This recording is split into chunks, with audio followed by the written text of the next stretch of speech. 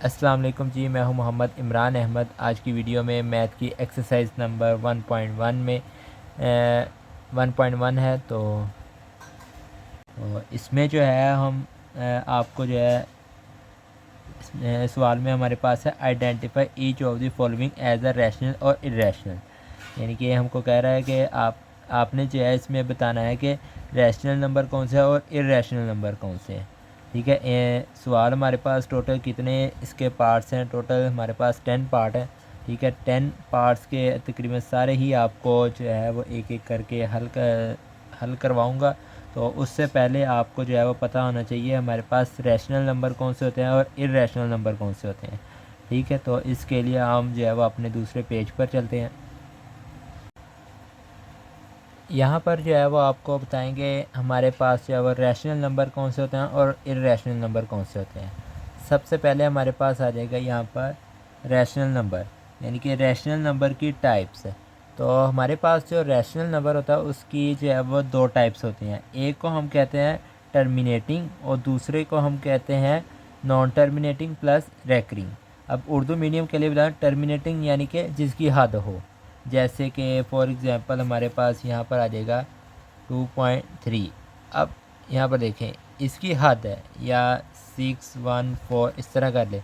अब यहाँ पर यहाँ तक 4 तक जाकर ये ख़त्म हो जाए, यानी कि इसकी कोई हद है, तो इसको हम कह देंगे टर्मिनेटिंग है। यानी कि अगर हमारे पास इस तरह कोई सवाल जिसकी कोई हद हो, ठीक है, तो उसको हम कह देंगे टर्मिनेटिंग है। टर्मिनेटिंग यानी कि रैशनल नंबर है। ठीक है, फिर इसकी दूसरी टाइप्स है जो हमारे पास क्या है, नॉन टर्मिनेटिंग प्लस रैकरिंग। अब नॉन टर्मिनेटिंग और रैकरिंग का मतलब हमारे पास जिसकी जो है कोई हद ना हो। ठीक है, यानी कि पॉइंट के बाद हमारे पास फ़र्ज़ कर लें यहाँ पर 2.494994 आगे इस तरह जो है वो करके डॉट लग जाए, तो इसको हम कहेंगे ये नॉन टर्मिनेटिंग है। और बाद में अगर हमारे पास अशारिया के बाद, यानी कि ये जो पॉइंट है इसके बाद का जो सेट है हमारे पास होगा वो सेम होगा। जैसे यहाँ पर 49 है, 49 है, 49 और आगे भी 49 ही चलता जाए, तो इसको हम कह देंगे ये रैकरिंग है। इसी तरह अगर हमारे पास यहाँ पर आ जाएगा 2.1345 इस तरह आगे चलता जाए, तो यानी कि अशारिये के बाद हमारे पास जो आएगा सेट है तो वो हमारे पास मुख्तलिफ है। ठीक है, तो इसको हम कहेंगे कि ये नॉन रैकरिंग है। अगर non recurring plus non terminating, ठीक है, यानी कि इसकी हमारे पास हद भी कोई नहीं है। ठीक है, और ऊपर से ये जो है वो नॉन रैकरिंग है। ठीक है, तो ये हमारे पास क्या होगा, non terminating plus non recurring, तो इसको हम कह देंगे ये हमारे पास इरेशनल है। ठीक है, उम्मीद है आपको समझ लगी होगी। अब आगे हम सवाल करते हैं, फिर आपको जो है वो मज़ीद समझ लगती जाएगी।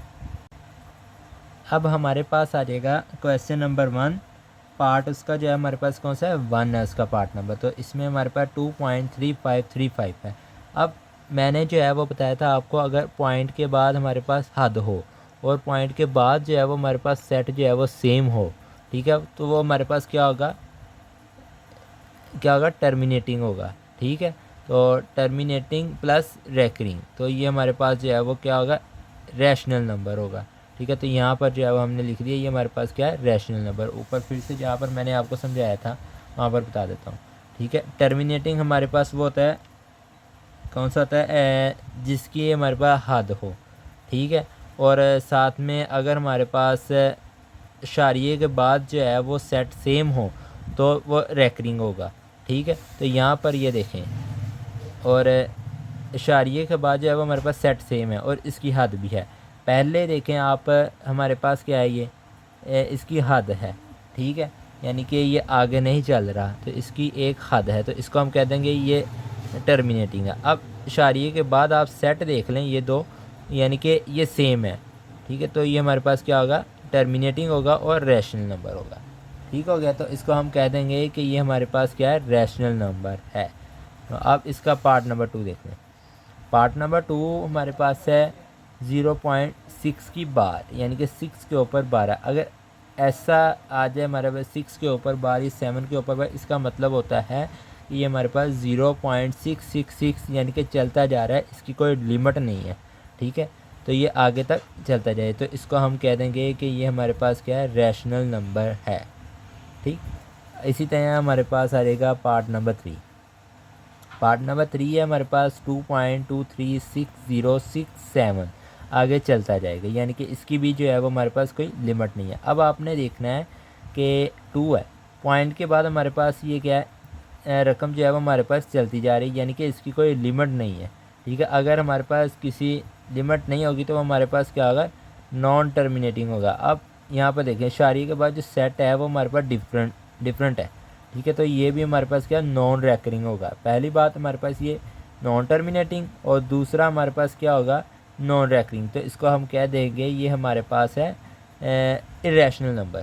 ठीक है, इसको आपने लिख देना है कि ये जो है इरेशनल नंबर है। Part number 4। पार्ट नंबर 4 में जो है वो हमारे पास √7 है। ठीक है, इसमें आपने क्या करना है, कैलकुलेटर पर आपने अपने जाना है, √7 कर लेंगे तो हमारे पास जो इसका आंसर है वो आएगा 2.60575, यानी कि इसकी लिमिट नहीं होगी, तो इसको हम कह देंगे इरेशनल नंबर। ठीक है, ऐसे कोई भी नंबर जैसे 11, 3 या कोई और लगा लें, कोई भी इस तरह ओड नंबर 13, 17, 7, इनका अंडर रूट करेंगे तो ये हमारे पास जो है वो इरेशनल नंबर ही ज़्यादातर आएंगे। इसी तरह ये आपने ई है, ई को आपने कैलकुलेटर पर कर लेना। आपके कैलकुलेटर पर जो है वो ई का साइन मौजूद होता है। ठीक है, तो आपने उसको कर लेना है, तो वो खुद ही बता देगा। तो इसका भी जो है वो हमारे पास क्या आएगा, इरेशनल। आपने ये बात आपको याद होनी चाहिए कि ये जो ई है और पाई है, ये हमारे पास क्या होता है, कांस्टेंट नंबर होते हैं। ठीक है, और कांस्टेंट नंबर जब हमारे पास आएंगे तो ये हमारे पास इरेशनल नंबर आएंगे। ई एंड पाई जो है हमारे पास दोनों इरेशनल नंबर होते हैं। इसी तरह आपका पार्ट नंबर 6 है। पार्ट नंबर 6 हमारे पास पाई है। ठीक है, पाई को आप कैलकुलेटर पर कर लें। ठीक, तो इसमें हमारे पास रहेगा 3.14159। ठीक है, यानी कि आगे चलता जाएगा, इसकी भी जो है वो कोई लिमिट नहीं है, तो ये भी हमारे पास क्या होगा, इरेशनल नंबर होगा। अब आ जाएगा पार्ट नंबर 7। पार्ट नंबर 7 है, तो इसमें हमारे पास क्या है, 5 है प्लस अंडर रूट है 11 है। ठीक है, तो ये हमारे पास क्या होगा, इरेशनल नंबर होगा। तो इसका एक आसान हल है, आपने अपनी बुक के जो है वो पेज नंबर 5 पर जाना है।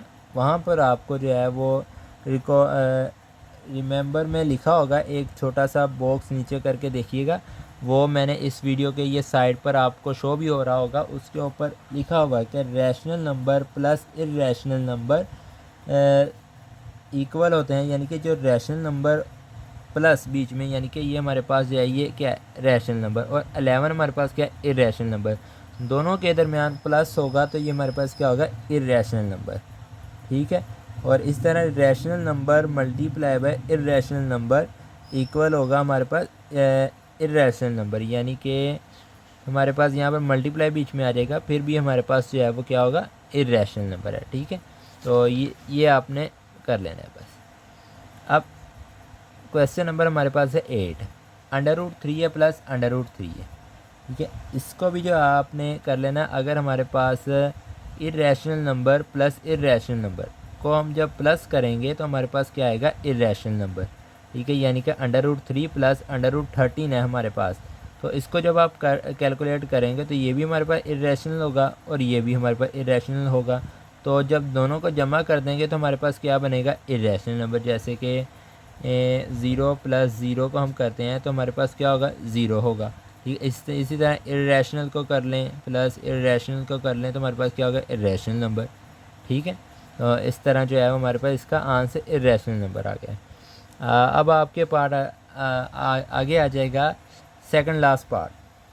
ठीक है, इसमें हमारे पास क्या है, 15/4। तो 15/4 को आपने कैलकुलेटर पर कर लेना है। जब आप कैलकुलेटर पर करोगे तो हमारे पास आ जाएगा 15/4। तो इसको जब आपने कैलकुलेटर पर हल किया तो हमारे पास जो है इसका आंसर आएगा 3.75। तो ये हमारे पास क्या होगा, रैशनल नंबर होगा, क्योंकि इसकी लिमिट भी है हमारे पास। ठीक है, तो ये हमारे पास क्या होगा, रैशनल नंबर। अब जो है वो क्वेश्चन नंबर 1 का पार्ट नंबर 1 है हमारे पास। इसमें क्या बताया, 2 माइनस √2, फिर है हमारे पास 2 प्लस √2। इसका हमने सोल्यूशन करना है। आपने अपनी पीछे 8 क्लास में भी ये फार्मूला पढ़ा होगा हमारे पास, जब a minus B a plus B ये हमारे पास आ जाए तो ये हमारे पास क्या होगा, हमारे पास a माइनस बी होल का स्क्वायर।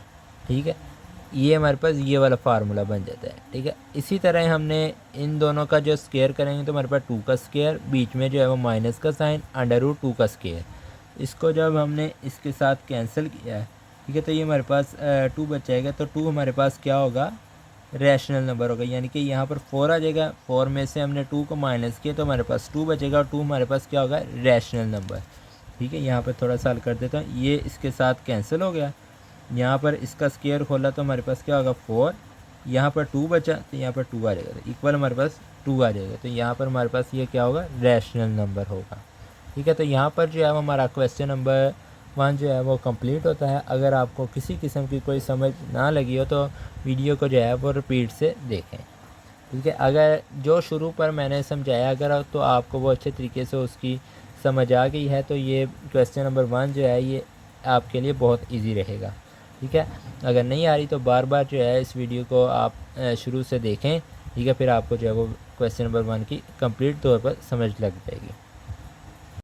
जी, तो अब जो है वो मैंने आपको, ठीक है, क्वेश्चन नंबर 1 का एक एक पार्ट करके समझाया है। ठीक है, अब हमारे पास आएगा क्वेश्चन नंबर 2। क्वेश्चन नंबर 2 हमारे पास है, represent the following number of line, यानी कि ये जितने भी नंबर उन्होंने दिए हैं इसको हमने जो है वो नंबर लाइन के ऊपर ज़ाहिर करना है। ठीक है, नंबर लाइन हमने बना लेनी है। ठीक है, फिर उसको जो है वो हम नंबर लाइन के ऊपर ज़ाहिर करेंगे। तो इसको भी हल करते हैं। ठीक है, तो सवाल बहुत आसान है। ठीक है, आपने वीडियो को स्किप नहीं करना। अगर आप वीडियो को स्किप करेंगे तो फिर आपको जो है वो कुछ इम्पोर्टेंट बात अगर गुजर गई तो आपको वीडियो की फिर समझ नहीं लगेगी। ठीक है, इसलिए वीडियो को कहीं पर भी जो है वो आपने स्किप नहीं करना। तो सॉल्व करते हैं। तो क्वेश्चन नंबर 2 जो है इसका छोटा सा इंट्रोडक्शन है। ठीक है, पहले आप इंट्रोडक्शन समझ लें। नंबर लाइन, इसमें जो है वो हम 2 चीज़ों को यूज़ करेंगे। पहली हमारे पास क्या है, नंबर लाइन। ठीक है, और दूसरी हमारे पास है पाइथागोरस थ्योरम। ठीक है, थ्योरम। ये 2 चीज़ों को जो है वो हम यूज़ करेंगे और सवाल को जो है वो हम हल करेंगे। ठीक है, घबराना नहीं है। पाइथागोरस थ्योरम क्या है इसको सोच के ये नहीं घबराना कि ये किस तरह हल होगा। बहुत ही आसान ये थ्योरम है। ठीक है, अगर आपको एक बार समझ लग जाएगी तो आगे आपके 10th में 11th में ये आपको जो है वो आएगा, और बहुत ही ईजी इसको हल करना होता है। ठीक है, ये आपके इसमें जो है वो तकरीबन पहले 2 पार्ट्स ही हैं जिसमें ये थ्योरम यूज़ होगा, बाकी जो है वो नंबर लाइन वाले हैं। इजी क्वेश्चन है ये भी। अब नंबर लाइन हम इस तरह करके जो है वो बना लेंगे। ठीक है, यानी कि इस तरह आपने जो है वो स्केल के साथ ठीक करके अच्छी सी करके सीधी लाइन लगानी है, और इनके फिर यहाँ पर हमने लिख लेना है 0। दरमियान में इसके सेंटर पर आपने 0 लिख लेना है। फिर एक लाइन आपने इधर लगानी है। ठीक है, फिर 2 3 यहाँ पर मैंने 3 लगाई हैं, 1 2 3। ठीक है, इधर वाले जो हमारे पास आप नंबर लिखेंगे वो हमारे पास होंगे पॉजिटिव, और जो इसके इधर होंगे वो हमारे पास क्या होगा, नेगेटिव। ठीक है, आपने इस तरह करके बना लेनी है। अब आपने अगर किसी चीज़ को फाइंड करना है तो आपने इसके ऊपर जो है वो एक बना लेनी है फिगर। ठीक है, 90 डिग्री की आपने जो है वो इसके ऊपर फिगर बना लेनी है। अब ये जो फिगर होगी इसको हम पाइथागोरस थ्योरम के मुताबिक इस्तेमाल करेंगे, यानी कि ये हमारे पास फिगर होगी। ठीक है, पाइथागोरस थ्योरम की थोड़ी सी बड़ी करके बना देता हूँ। यहाँ पर हमारे पास होगी एक 90 डिग्री की फिगर। इस फिगर के जो है वो 3 हिस्से होते हैं। ठीक है, यानी कि इसको हल करने के 3, इसको हम कहते हैं हाइपोटेन्यूस, इसको कहते हैं परपेंडिकुलर, इसको कहते हैं बेस। ठीक है, अब आपने जब इसको हल करना होता है ना, आपने इन तीनों में से किसी को भी जो है वो ले सकते हैं। जैसे यहाँ पर हम लेते हैं हाइपोटेन्यूस को ले लेंगे। ठीक है, फिर बेस ले लेंगे, फिर प्लस परपेंडिकुलर ले लेंगे। इन तीनों का जो है वो हम स्क्वायर कर लेते हैं फिर, ठीक है। इन तीनों को स्क्वायर कर लें। अब फ़र्ज़ कर लें हमारे पास बेस है 1 है और ये भी हमारे पास 1 है और ये हमारे पास 2 है, ठीक है। बल्कि ये हमारे पास हाइपोटेनियस जो है वो हमारे पास कुछ भी नहीं है, हमने जो है वो हाइपोटेनियस इसको फाइंड करना है। तो हम क्या करेंगे, एच लिख के इसका स्क्वायर कर देंगे और 1 + 1 कर लेंगे, ठीक है। फिर एच करके एच का जो है वो स्क्वायर कर लेंगे, इक्वल आ जाएगा 2 आ जाएगा, ठीक है। 2 का स्क्वायर आ जाएगा, ठीक है। यहाँ पर अब देखें दोनों तरफ हमारे पास क्या है, हमने जो है वो स्क्वायर को ख़त्म करना है। तो हम क्या करेंगे, हम जो है वो इसकी दोनों तरफ अंडर रूट ले लेंगे। जैसे h इक्वल आ जाएगा 2 अंडर रूट है, ये इसके साथ कैंसिल हो जाएगा। तो हमारे पास क्या आ जाएगा, h⁻²। तो यहाँ पर इस तरह जो है वो हम पाइथागोरस थ्योरम को यूज़ करते हैं। उम्मीद है आपको जो है वो क्वेश्चन नंबर 2 का छोटा सा इंट्रोडक्शन था वो समझ लगी होगी। अब उसी के मुताबिक जो है वो हम इन सवाल को भी जो है वो हल करेंगे। सबसे पहले क्वेश्चन नंबर 2 है, पार्ट नंबर 1 है। हमारे पास क्या है, √2 है, ठीक है। √2 को आपने कैलकुलेटर पर करेंगे तो 1.41 आ जाएगा, ठीक है। अब यहाँ पर लिखते हैं कि हम √2 को यूज़ करेंगे, इसमें हम नंबर लाइन को और बाय यूजिंग पाइथागोरस थ्योरम को। सबसे पहले हमने जो है वो नंबर लाइन बना लेनी है। आपने कैलकुलेटर के साथ सीधी लाइन लगा के एक जैसा डिस्टेंस रख के फिर जो है ये नीचे नंबर लिखने हैं, ठीक है। 0 के इधर वाले आपने पॉजिटिव लिखने हैं और 0 के दूसरी तरफ वाले आपने नेगेटिव रखने हैं, ठीक है। तो यहाँ पर आपने एक 90 डिग्री का यहाँ पर आपने बना लेनी है, यानी कि यहाँ पर आपने जो है वो मुसल्लस जो है वो एक ड्रा कर लें, ठीक है।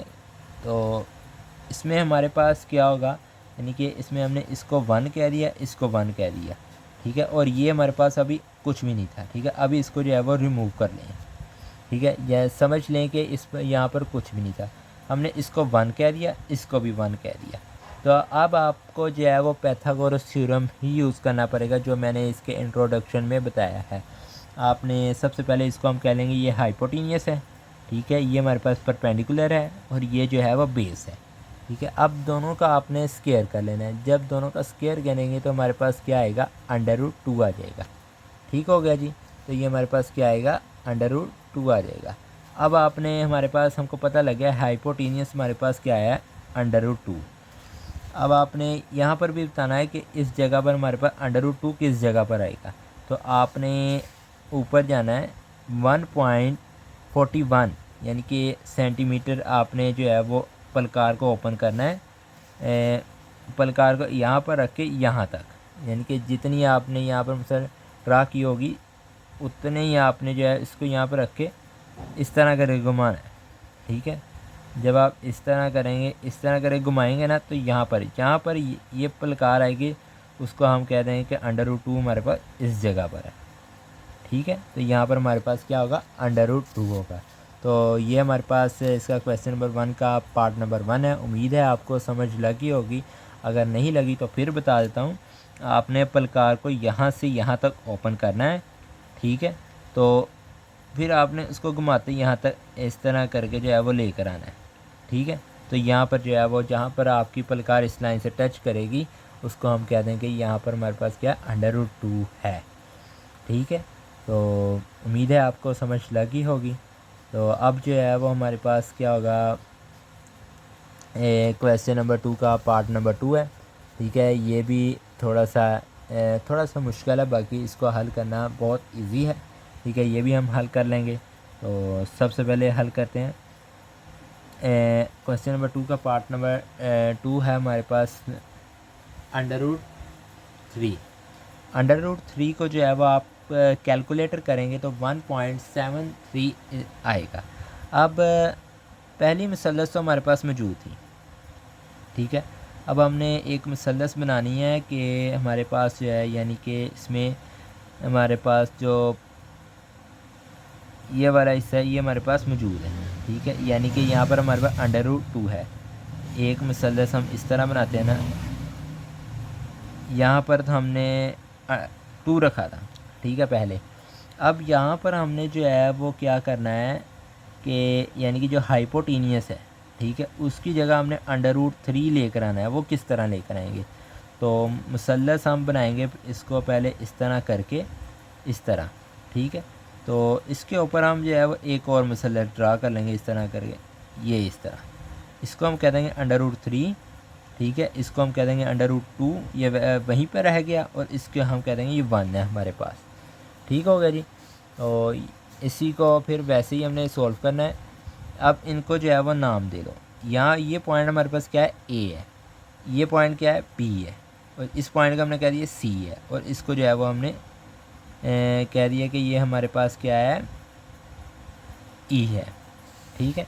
तो अब जो है जैसे हमने पिछले सवाल में हमने लिखा था कि ये हाइपोटीनियस है, ये बेस है। आप वैसे भी लिख सकते हैं अगर आपने इनके नेम लिखने हो। जैसे यहाँ पर हमारे पास हाइपोटीनियस ये है, ठीक है, तो इसको हम लिख देंगे हाइपोटीनियस ये वाला है, ठीक है। ये इसको हम लिख लेंगे कि ये हमारे पास AC M मेजरमेंट, यानी कि मुसल्लस मेजरमेंट AC, फिर मेजरमेंट AB, ठीक है, फिर मेजरमेंट हम कर लेंगे BC, ठीक है। तो यहाँ पर हमने जो है वो तीनों को जमा कर लिया, 1 + 1 2 आ जाएगा। तो मेजरमेंट MAC हमारे पास क्या आ गया? √2 आ गया, ठीक हो गया जी। तो यहाँ पर हमने √3 लगा के, तो यहाँ पर हमारे पास क्या आ जाएगा? √2। तो यहाँ पर हमने जो है वो √2 इसका आंसर लगा दिया। मुसल्लस का हमने जो है वो √2 तो निकाल लिया है, ठीक है। अब हमने जो है वो इसका √3 भी निकालना है, यानी कि जहाँ पर हमने 1 1 रखा था, अब हम उसकी एक की जगह जो है वो रख देंगे √2, ठीक है। फिर इसका जो है वो हमारे पास ये कैंसिल हो जाएगा, 1 आ जाएगा, 2 + 1 आ जाएगा, और 3 आ जाएगा। अब इसका हमने स्क्वायर कैंसिल करना है। जब इसका स्क्वायर कैंसिल करेंगे तो इसका तो स्क्वायर कैंसिल हो जाएगा, ठीक है, पर इसके ऊपर √3 आ जाएगा, ठीक है। यानी कि 3 के ऊपर √ आ जाएगा। तो हमारे पास इसका जो सोल्यूशन सेट होगा हमारे पास MAD इक्वल आ जाएगा √3। तो ये हमारे पास इसका आंसर होगा। तो यहाँ तक इसके जो पहले पार्ट हैं ये तकरीबन 2 मुश्किल पार्ट हैं, ठीक है। आपने इनको अच्छे तरीके से समझ कर फिर समझ लेना है, ताकि जब पेपर नज़दीक आए तो आपको इसमें हल करने की कोई मुश्किल वगैरह पेश ना आए। अब इसका पार्ट नंबर 3 है। पार्ट नंबर 3 हमारे पास है 4 है, ठीक है। यानी यहाँ पर देखें 4 है + 1/3 यानी कि 4। हमने क्या करना है कि हमने यहाँ पर लाइनें लगा लेनी है, 0 1 2 3 4। आपने यहाँ पर देखना है, अगर आपके पास यहाँ पर माइनस है ना, आपने इधर को जो है वो जो काउंटिंग है वो आप ज़्यादा लिख लें, क्योंकि फिर जगह साइडों पर जो है वो कम हो जाएगी अगर आप एक जैसी ही काउंटिंग लिखेंगे। तो मैंने यहाँ पर कम लिखनी है क्योंकि इस जगह पर हमको ज़रूरत नहीं है, ठीक है। और यहाँ पर मैंने जो है वो ज़्यादा लिखनी है। अब 1 2 3 4, यहाँ पर हमारे पास क्या है? 4। अब आपने क्या करना है, नीचे हमारे पास 3 लिखा है, तो हमने यहाँ पर 3 जो है इस तरह छोटे छोटे बॉक्स जो बनाने हैं, ऐसे 1 2 3।